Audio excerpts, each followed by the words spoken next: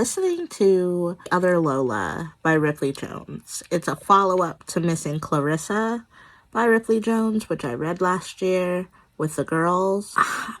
I feel like I'm 85% in. It's almost over. And I feel like they learned nothing. You ran into there, you got yourself kidnapped, and you survived. If anything, you should be absolutely more frugal with your time, where you go, and you should let people know where you're going. If you have, what's the word? If you are about to, accuse someone of something, why would you go alone? You didn't call your parents? What is wrong with you? Why do you not see how dangerous that is? That's so aggravating to me. You just really about to just be like, okay, if I die, I die. Hey, welcome back to my channel. I'm Gabby. This is the Ink Bunny, and welcome to March. The last two videos was the end of February and the March TBR. So I sort of stuck to it. Let me explain. We're going to go over what I've read so far this month, which is 15 novels. And then we're going to go into what I planned on reading, what swaps I made, and just generally how life has been going. Let's catch up. I feel like it's been a bit, So I'm coming fresh off of finishing The Other Lola by Ripley Jones. Put it here. I received the audiobook from NetGalley. It actually comes out today, the 12th of March. So slid right in there in the nick of time. I'm going to give it 4.5 carats. I really, really liked it. It's a follow-up to Missing Clarissa by Ripley Jones. I do not remember what I gave the first one, but I liked the second one a lot better.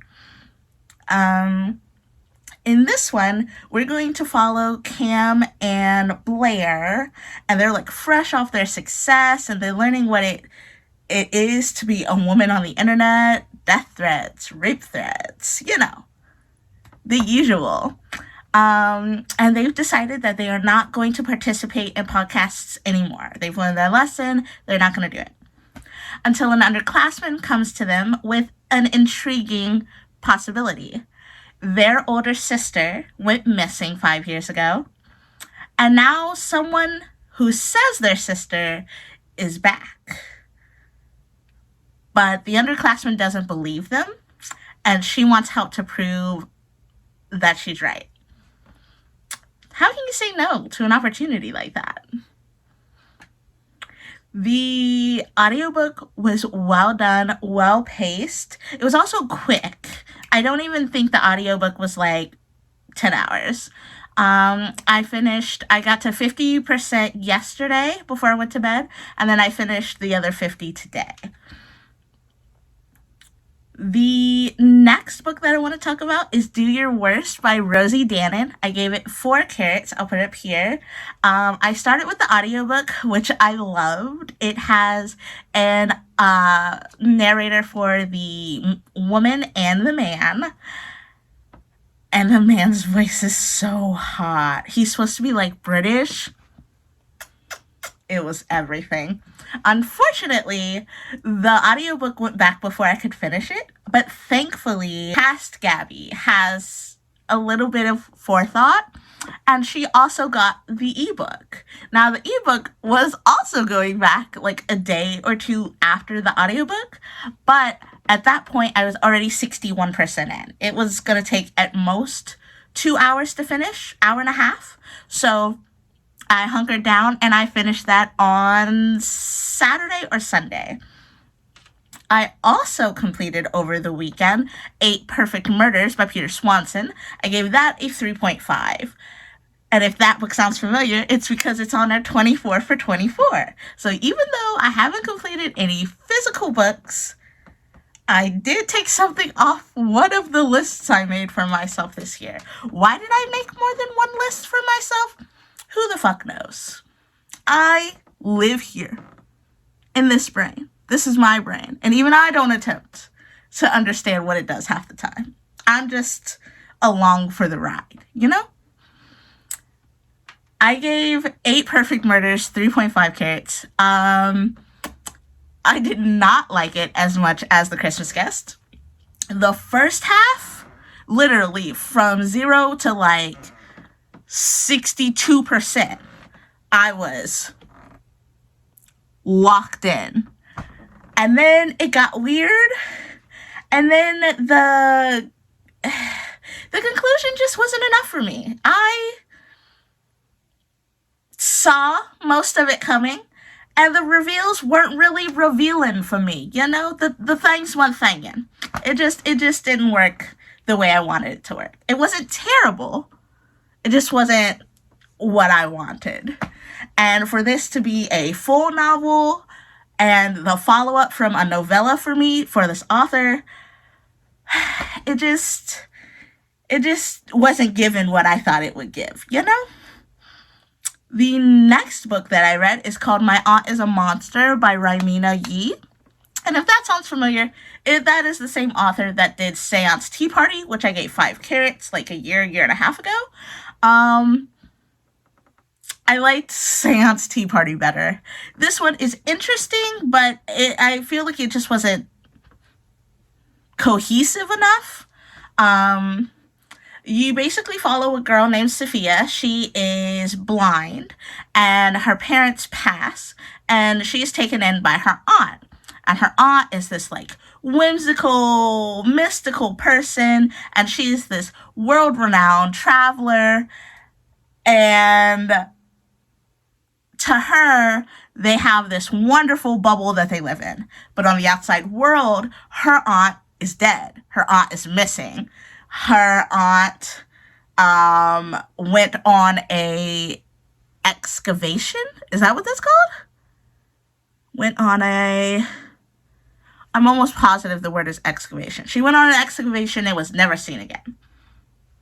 However, the excavation turned her into a creature other than human, and now she and her lady housemate, I don't know if it was supposed to give sapphic vibes, but it gave sapphic vibes. And they live together and they take care of Sophia. Well, a friend of the aunt is going to do an excavation to the same place where she disappeared from, and she decides that she has to go out and warn her. So that's what the story is about. It's a little bit of fun, adventure, magic. It was cute. It just wasn't, it wasn't, I don't know. It wasn't enough for me, I guess. It was alright. I gave it 3 carrots. What else did I read? I read White Guy Dies First, which is an anthology written by people of color, and it's horror. I may be becoming a horror girly yet. And there are 13 short stories in that book.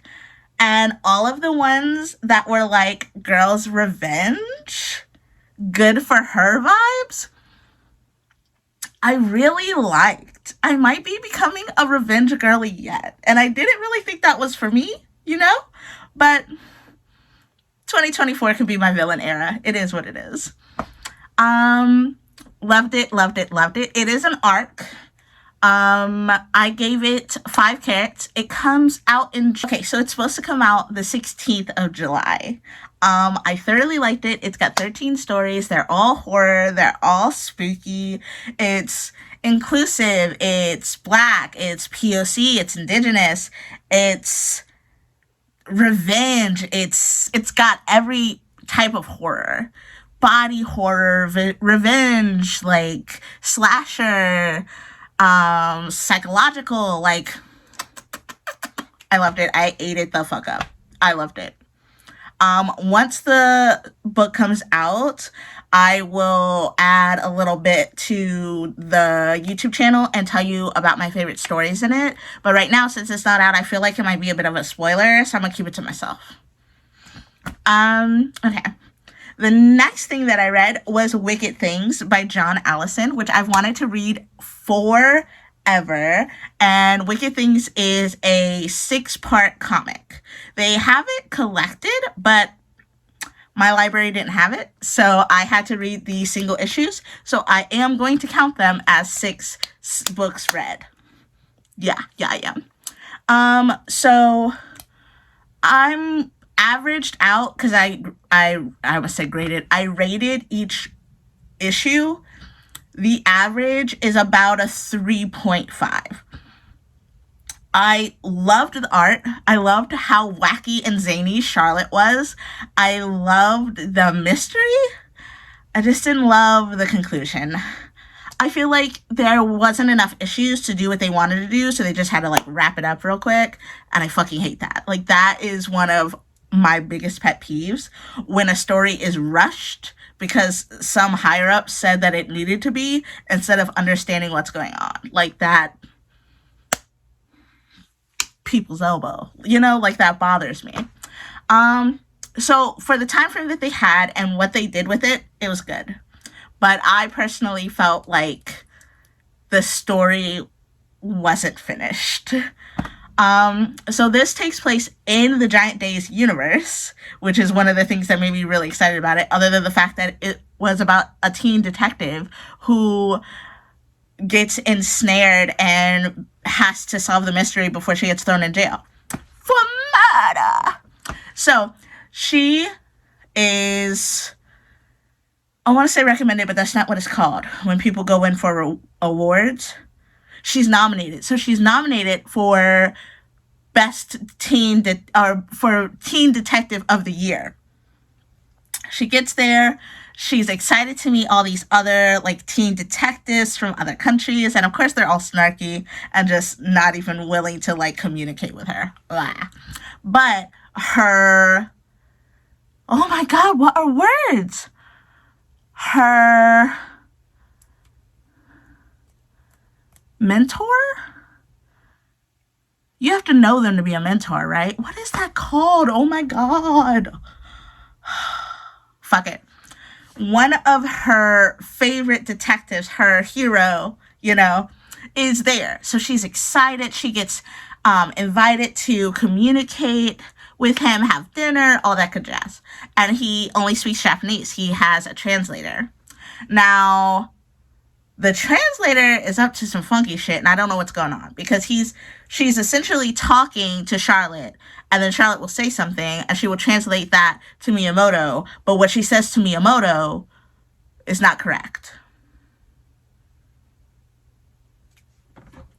And she goes back to Charlotte and is like, oh, Miyamoto apologizes. He had a bad egg. He would like to have another conversation with you. But when she gets there, the man is stabbed. And now she's on the hook for murder. I don't want to tell you anything else because it's going to be spoilers. It's a fun time. It's only 6 issues. Definitely go read it. I had a lot of fun. The next thing that I want to talk about is also by John Allison. It's called The Great British Bump Off. And it is issues 1 through 4 collected in oh my God, what are words? In a trade paperback. I got it from the library. I gave it 4 carats. Again, it just felt like they wanted to do more and they just smushed it. It wasn't bad. It just didn't feel finished. It didn't feel collected. It felt like there were lots of loopholes and loose threads that were not connected. This one is a spoof of the UK show, The Great British Bake Off. And a bunch of bakers come to this like tent. If you've seen the show, then you know. However, there's like a dinner, and they go to dinner, and then they come back, and one of the contestants is, and Shauna, our main character, has decided that she is going to solve the crime because she cannot let this historic institution, go down, because can't let it go down because someone's out to get them, So she volunteers to solve the crime, and the story kind of evolves from there. Very, very funny, very, very diverse. I loved it. Okay, I only got 3 more books to talk about that I finished, and then we can get into what I'm currently reading. Oh my God, this video is 15 minutes. Okay, The next thing that I got was an arc that was sent to me by the author, and it's called Lights Out by Nevessa Allen. I gave it 5 carrots. It is a dark romance about an ER nurse that is addicted to masked men talk, and then she finds her own masked man, and when I tell you it is everything, it is everything. It was great. The smut was great. It was cute. I was laughing out loud. I read it in like a day and a half. It was amazing. If you have the opportunity, please go read it. The last 2 things that I want to talk about are a little bit different. So I was looking for something quick to like just listen to in the car, and I came across these radio serials of Sexton Blake, which apparently is a British detective that I'd never heard of. And I was like, a detective that I never heard of, I have to listen, duh. So these apparently were recorded for BBC and then lost, and then were found and put on a DVD. So the 2 that I listened to are called Murder of Crows. I gave that one 3.5 carrots. And that is about a bunch of people named Gerald Crow, I believe, being murdered and trying to figure out if all of the crows are connected or what have you. And then the next one that I read was called Vampire Moon. I gave that a 3 carat. I know this character is older and these stories are older, but there was a lot of racial sentiments against Asians in that one, and I wasn't really feeling it. Putting that aside, which you can't really do, the story itself was fine, I guess. It was essentially about some type of smuggling, and that's really all I can say, because once you know what they were smuggling, then it's spoiled. So yeah, now that I'm thinking about it, I think I'm going to give that one a 2 instead of a 3, because the racism was heavy. And yeah, so that is everything that I've read since the 1st of March. And let's talk about what I'm reading right now. So currently, Reader, I Murdered Him by Betsy Cornwell. I started this today. I am 23 pages in. And so far, I'm liking it. It's a little... The writing is a little, not robust. Open? Wandering. The writing is a little wandering. It's very, like, flowery. It kind of just evolves on itself. It's very, beat around the bushable. I don't know. I'm sure there's an actual word for what the fuck I mean, but it's like 2 a.m. and it's just not coming to me. So far, I'm enjoying it. The next book that I'm reading is called This Body's Not Big Enough for the Both of Us by Edgar Cantero. I don't know how I feel about this. This is fucking weird. It's fucking weird. You're following them, and they are essentially a chimera twin. So, like, the left side is one person and the right side is another person. The left side, analytical, his name is Adrian, and then the right side is, like, creative, artsy, her name is Zoe. They are a PI, and they are pulled in to help solve a murder before it becomes an all-out gang war. The writing is interesting. It's like an action movie, but in words. The characters themselves are very interesting. Zoe is a lot. Adrian could care more. There are butt plugs. Like, there's just so much going on right now. Like, a lot is happening in these pages. There's only like 270 pages. I am almost 50% through. It's just a lot. I can't really describe anything more than that. It's just a lot. It's funny. It's humorous. It's odd. I don't know how else to explain it. It's just a lot. Not necessarily in a bad way. I think it depends on how they wrap it up. What else am I doing? I was listening to The Other Lola, but I literally just finished that before I started filming this. And since this is a physical on my March TBR, I think I'm going to start a new one since I finished that. There is an arc that's due this month. Yeah, How to Solve Your Own Murder. So I will probably start How to Solve Your Own Murder and start another book on the physical TBR for March in tandem. And yeah, that's what I read in March so far. It's the 11th, Monday? Yeah. And we'll see where it goes. But I'm so happy. Oh. I put in all of my feedback for the books. So I've actually received about 50 arcs that I am still working my way through. But my feedback score is 25%. And I know that seems low, but it was at 8. So, like, I'm getting up there. I feel very proud of myself. And I guess I'll pop back up soon with more stuff once I have it. Sleuth on.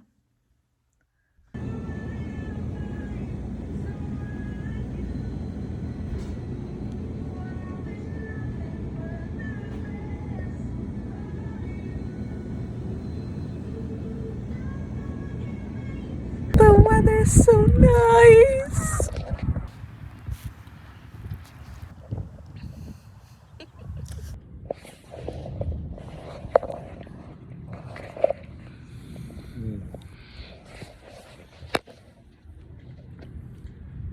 You're ridiculous. Why? I'm doing more.